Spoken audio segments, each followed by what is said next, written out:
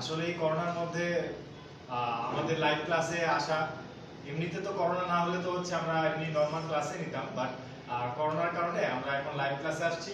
So আমি মোহাম্মদ সারওয়ার জাহিদ শোভন, তোমাদের math teacher. So এখন আমরা আসলে পড়ালেখা হালকা হালকা করে শুরু করবো আর কি। সো আমরা পড়ালেখাও করবো, আমরা গল্পও করবো, আমরা আমরা এইভাবে করে আগায় যাব। আমরা যদি এখন বাসায় বসে থাকি তাহলে তো আমরা আসলে আগাতে পারবো না। সো আমাদেরকে বাসায় বসে থেকে আমরা যদি পড়ালেখা অল্প অল্প করে করি, দেন হচ্ছে আমরা ইনশাআল্লাহ অনেক ইমপ্রুভ করতে পারবো। সো আসো আমরা আজকে কি পড়বো, আসলে আমাদের টপিকটা কি। আমরা আজকে অতি একটা গুরুত্বপূর্ণ টপিক, আজকে আমরা গুরুত্বপূর্ণ একটা টপিক পড়বো যার নাম হচ্ছে সেট। সো এই সেটটা কোথায় আছে? সেট হচ্ছে 2.1। সো তোমরা 2.1 খোলো, বইটা খোলো, সামনে বই খোলো এবং হচ্ছে সামনে একটা খাতা রাখো আর কলম রাখো, জাস্ট ইম্পর্টেন্ট জিনিসগুলো নোট ডাউন করবা। জাস্ট এতটুকুই। আর আমার সাথে সব ফ্র্যাঙ্কলি কথাবার্তা বলবা, যদি কোনো ধরনের কোনো সমস্যা হয় সো আমাকে জানাবা, আমি ইনশাআল্লাহ তোমাদের সলভ করে দেওয়ার চেষ্টা করব। সো ওকে ফ্রেন্ডস আমরা বলা যায়। সো ফ্রেন্ডস বলবা এবং ব্যবহারিক দিক দিয়ে টিচারের সুলভ আচরণ করবা, মানে টিচারকে যেটা হচ্ছে সম্মান করবা, বাট পড়ালেখার সময় আমরা ফ্রেন্ডস। ওকে। সো সেট জিনিসটা আসলে কি? সেট হচ্ছে, ধরো আমি জাস্ট আগে ব্যবহারিক সংজ্ঞা দিই, তারপর হচ্ছে আমরা প্র্যাকটিক্যাল সংজ্ঞা দিই। সো সেট কি? ধরো আহ, এই আমরা যেমন ধরো ছেলেরা ধরো ধরো তোমরা সবাই হচ্ছে একটা পুরো বই সেট দেখতে পারো, অথবা হচ্ছে তোমরা গল্পের সেট দেখতে পারো, অথবা মোবাইলের সেট দেখতে পারো। ধরো সেট হচ্ছে এরকম একটা জিনিস যে ধরো আমার সামনে যে চেয়ার বা টেবিল আছে, এই যে ধরো আমার কাছে পাঁচটা টেবিল আছে বা পাঁচটা চেয়ার আছে। সো এই পাঁচটা চেয়ার নিয়ে হচ্ছে একটা ফুল সেট, মানে চেয়ারের সাথে যদি তুমি টেবিল মিশিয়ে ফেলো তাহলে এটা কোনো সেট হবে না। সেট হতে হলে সব সময় একই জাতীয় জিনিস হতে হবে, একই জাতীয় জিনিস না হলে কোনোদিন এটা সেট বলা যাবে না। সো আমরা কি বলতে পারি যে বাস্তব বা কল্পনা জগতে কোনো কিছু সুনির্দিষ্ট সংগ্রহকে কি বলা হবে? সেট বলা হবে। ওকে। সো এটা যদি বুঝে থাকো, তার মানে আমি কি বললাম, ধরো সেটকে তোমরা যা ইচ্ছা তা দিয়ে প্রকাশ করতে পারো, এ বলতে পারো, এস বলতে পারো, যা ইচ্ছা তাই। সো সেটকে আমরা এভাবে প্রকাশ করতে পারি। সেটকে সেকেন্ড ব্র্যাকেট দিয়ে লিখবা, আর সেটের ভেতরে যে থাকতে হবে, ধরো তোমরা টেবিল বা তোমরা ধরো গল্পের বই কিনেছো, তো গল্পের বই ধরো হুমায়ুন আহমেদ স্যারের বই কিনেছো, দেন হচ্ছে হুমায়ুন আহমেদ স্যারের যে বই তোমাদের, সেটা ধরো বইয়ের নাম 1 2 3 4 5, বই হচ্ছে পাঁচটা বই কিনেছো। সো এই পাঁচটা বই হচ্ছে এগুলোকে বলা হবে কি? এগুলোকে বলা হবে আমার উপাদান। তাহলে সেটের ভেতরে যে সেকেন্ড ব্র্যাকেটের মধ্যে যে জিনিসগুলো থাকবে সেগুলোকে কি বলা হবে? সেগুলোকে বলা হবে আমার উপাদান। আর সেটকে আমরা এভাবে প্রকাশ করতে পারি। ওকে। সো সেটকে আসলে আমরা দুই ভাবে প্রকাশ করতে পারি, সেটা হচ্ছে একটা তালিকা পদ্ধতি আর একটা হচ্ছে সেট গঠন পদ্ধতি। সো তালিকা পদ্ধতি কোনটা, সেট গঠন পদ্ধতি কোনটা? সো তালিকা পদ্ধতি হচ্ছে আমরা যদি আমরা জাস্ট আমাদের নরমাল আমাদের যে উপাদানগুলো আছে সেই উপাদানগুলোকে যদি আমরা ডিরেক্ট লিখে ফেলতে পারি তাহলে সেটা হচ্ছে তালিকা পদ্ধতি। আর যদি আমরা উপাদানগুলোকে ডিরেক্ট না লিখতে পারি, ধরো আমরা এরকম বলি, আমরা একটা উপাদানকে যদি এরকম করে লিখি যে আমি কি জানতে চাই? আমি জানতে চাই যে 3-এর গুণিতক কারা এবং তারা হচ্ছে, ধরো আমি 3-এর গুণিতক কাকে বলে? গুণিতক হচ্ছে গুণ করা, দ্যাট মিন্স 3 একে 3, 3 দুগুণে 6, 3 3 9, এরকম করে। তার মানে কত? ধরো আমি যদি 3-এর গুণিতক লিখি, তাহলে আমি জাস্ট তোমাদেরকে বলতেছি 3-এর গুণিতক কত? 3 6 9 12, এরকম করে চলতে থাকবে। সো আমি বলতেছি 3-এর গুণিতক কিন্তু 12 চেয়ে ছোট, 12 চেয়ে ছোট, 12 চেয়ে ছোট। তাহলে কি হবে? তাহলে হবে এই জিনিসটাকে আমরা এইভাবে লিখতেছি, আমরা এই লেখাটা হচ্ছে আমার সেট গঠন পদ্ধতি। আর আমি এই যে এটা লিখলাম, এটা হচ্ছে আমার তালিকা পদ্ধতি। সো এটা হলো আমাদের জাস্ট নরমাল বেসিক আইডিয়া। দেন আসো আমরা সেট নিয়ে আরো আলোচনা করব।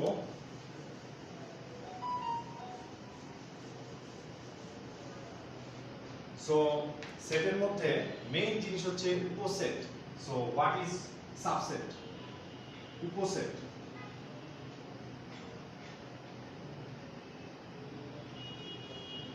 আচ্ছা, তোমাদের যদি কোনো ধরনের কোনো সমস্যা থাকে আমার পড়ার এইটার বাইরে বা এই জিনিসটা যদি না বুঝে থাকো, দেন হচ্ছে আমাকে যখন তোমাদের ক্লাস সেকশনে যখন তোমাদের টাইম দেওয়া হবে 30 মিনিটের জন্য বরাদ্দকৃত, তোমরা অবশ্যই কিন্তু আমাকে এই কোশ্চেন আস্ক করবা and feel free. Okay, so now what is subset? Subset হচ্ছে, দেখো আমি তোমাদেরকে সহজ করে বুঝাই দিই। একটা সেটের উপাদান সংখ্যা ধরো, সেটের উপাদান ধরো আমি লিখলাম এ বি সি, এটা লিখলাম।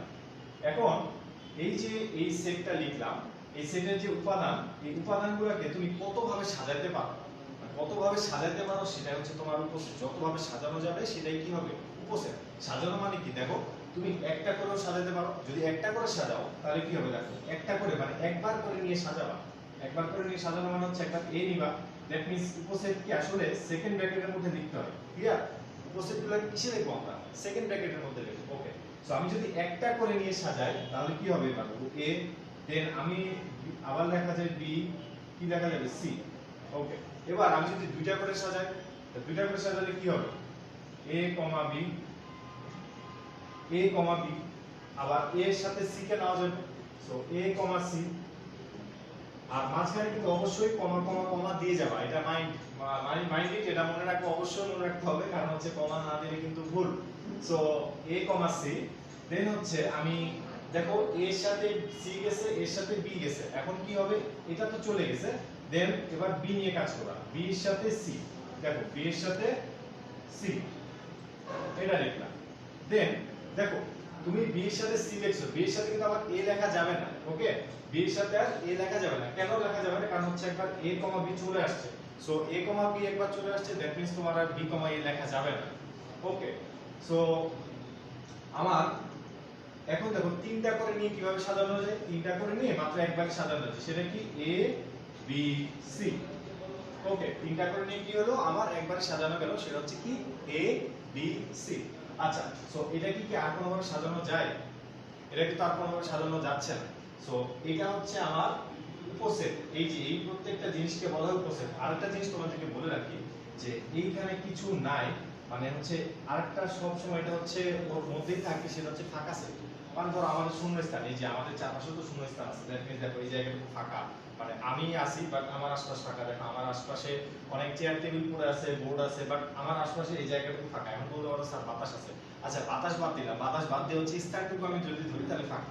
সো এটার মধ্যে দেখা যাচ্ছে যে কিছু নাই, কিন্তু একটা সেট হচ্ছে ফাঁকা। সো ফাঁকা সেটকে আমরা ফাই দিয়ে প্রকাশ করি। ওকে, ফাঁকা সেটকে আমরা ফাই দিয়ে প্রকাশ করি।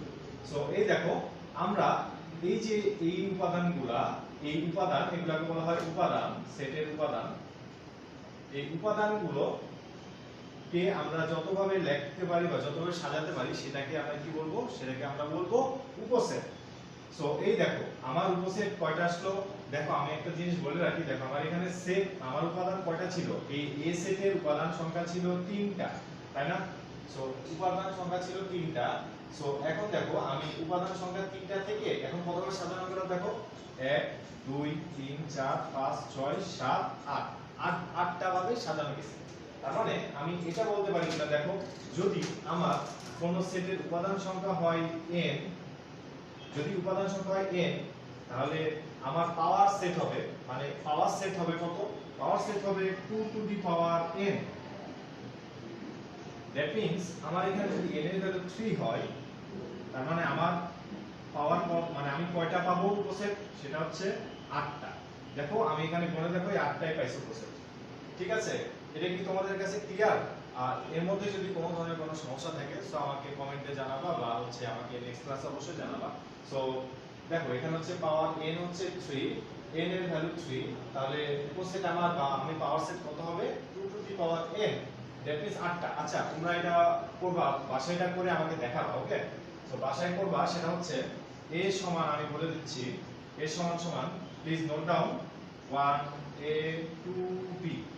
এইটা এইটা কতগুলো হওয়া উচিত? কতগুলো হওয়া উচিত সেটা হচ্ছে আমরা একটু আগেই শিখলাম যে কতগুলো হওয়া উচিত। সেটা হচ্ছে দেখো উপাদান সংখ্যা কয়টা আমার এখানে? উপাদান সংখ্যা হচ্ছে 4টা। সো উপাদান সংখ্যা 4টা, দ্যাট মিন্স 1a 2b উপাদান। সো যদি 4টা উপাদান হয়, দ্যাট মিন্স আমার পাওয়ার সেট কতগুলো হওয়া উচিত? পাওয়ার সেট হওয়া উচিত 2 to the power n, that means n এর ভ্যালু কত হবে 4, দ্যাট মিন্স আমার কত আসা উচিত 16। সো আমার 16টা উপাদান আসবে, মানে 16 বার সাজানো যাবে আর কি। সো এই জিনিসটা কিন্তু এটা তুলে রাখো, এই জিনিসটা তোমরা বাসায় আমাকে করে দেখাবা, এই জিনিসটা পারছো কিনা এটা আমাকে দেখাবা, ঠিক আছে? এই জিনিসটা অবশ্যই তোমরা নিজে চেষ্টা করবে, এটা আমাকে দেখাবা। আচ্ছা, এবার আসো, আমি জাস্ট আর বেশিক্ষণ আগাবো না, আমি জাস্ট দুইটা জিনিস দেখাই, দেখো বেশি আগাবো না, আমি অল্প অল্প করে শিখবো। সো দেখো, এবার হচ্ছে আমরা ইউনিয়ন শিখবো আর ইন্টারসেকশন, এই দুইটা জিনিস শিখবো। দেখো, ইউনিয়ন ইউনিয়ন মানে লিখে রাখো কমন আনকমন সব।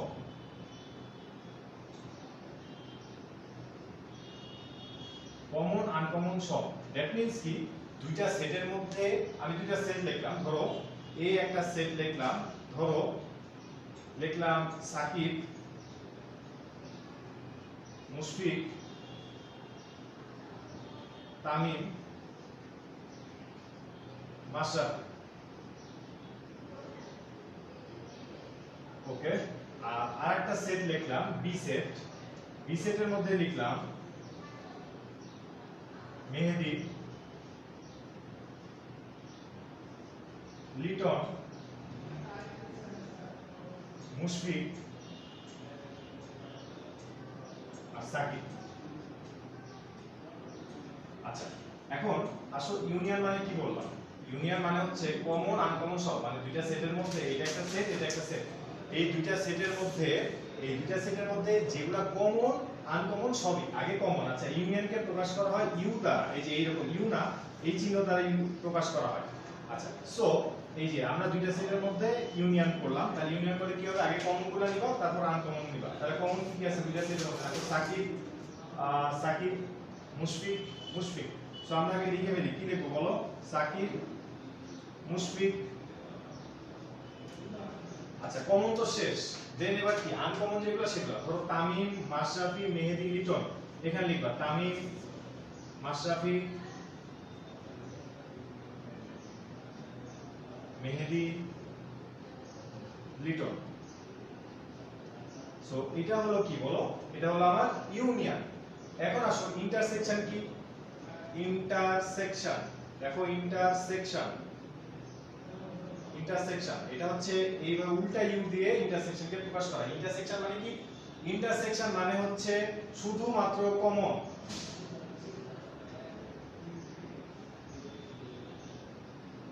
শুধুমাত্র কমন টুকুই নিব। তার মানে আমি যদি এ আর বি এর মধ্যে ইন্টারসেকশন করতে যাইতাম, এ আর বি এর মধ্যে যদি আমি ইন্টারসেকশনটা করতে যেতাম, তাহলে কি হতো? তাহলে দেখো কি হতো, এ আর বি এর মধ্যে যদি আমি ইন্টারসেকশন করতাম, এ ইন্টারসেকশন বি, তার মানে আমার কি দাঁড়াতো বলো? আমার দাঁড়াতাম যে সেন্সারটা লিখতেছি, তোমরা কিন্তু এ এর ভ্যালু এখানে লিখবা, বি এর ভ্যালু যেটা আছে ওটাও লিখবা, লেখার পরে এই চিহ্নে উল্টাই দিবা, এরকম উল্টা চিহ্ন দেওয়ার পর পরে হচ্ছে তোমরা অ্যানসারটা করবা। কিন্তু আমি হচ্ছে তোমাদেরকে জাস্ট ওটা পারবা, আমি জাস্ট এটা অ্যানসারটা তোমাদেরকে বলতেছি। কমন মানে কি? Shakib common, Mushfiq common. দেখো সাকিব, মুশফিক, তার মানে আমি ইন্টারসেকশন মানে বলছি শুধুমাত্র কমন, দ্যাট মিন্স তোমার কি আসবে? তোমার হচ্ছে সাকিব আসবে এন্ড কি আসবে? মুশফিক। সো এই হলো আমাদের ইন্টারসেকশন। সো আশা করি তোমরা সবাই বুঝতে পারছো। তো এটা ভেরি ইজি। সো এর মধ্যে যদি কোনো সমস্যা থাকে তো তোমরা আর কি বলবা। আচ্ছা, আরেকটা হচ্ছে আমি তোমাদেরকে অল্প দু একটা এক্সাম্পল দিব, বা এক্সাম্পল না, মানে হচ্ছে তোমরা জিনিসটা বুঝছো কিনা তোমরা নিজেরা যাচাই বাছাই করবা, নিজেদেরকে যাচাই বাছাই করে দেন হচ্ছে আমাকে বলবা যে স্যার পারি না বা পারছি। সো তোমরা কাইন্ডলি আচ্ছা, তোমরা কাইন্ডলি এই দুইটা জিনিস একটু করবা প্লিজ। সেটা হচ্ছে আচ্ছা, এটা তো তোলা হয়েছে, তোলা হইলে আমি মুছে দিচ্ছি। এই স্ট্যাবুলেটে লিখো এ সেটের উপাদান আমি বলতেছি 1 2 3 a x y, আর বি সেট আমি বলতেছি 2 4 x a। আচ্ছা, সো তোমরা কি বের করবা? তোমাদের রেজাল্ট হচ্ছে a union b A intersection B, এটা বের করবা। এইটা হচ্ছে তোমাদের হোমওয়ার্ক। হোমওয়ার্ক বলতে হচ্ছে তোমরা নিজেরা প্র্যাকটিস করবা, প্র্যাকটিস করার পর যদি না পারো দেন আমাকে বলবা। ওকে, সো আজকে এতটুকুই থাকলো। সো ইনশাআল্লাহ নেক্সট ক্লাসে আমাদের আবার দেখা হবে। তো আশা করি তোমরা লাইভ ক্লাসে উপভোগ করতে পারবে ইনশাআল্লাহ। সো ঠিক আছে, তাহলে আজকে আমি আমার বক্তব্য শেষ করছি। ধন্যবাদ সবাইকে।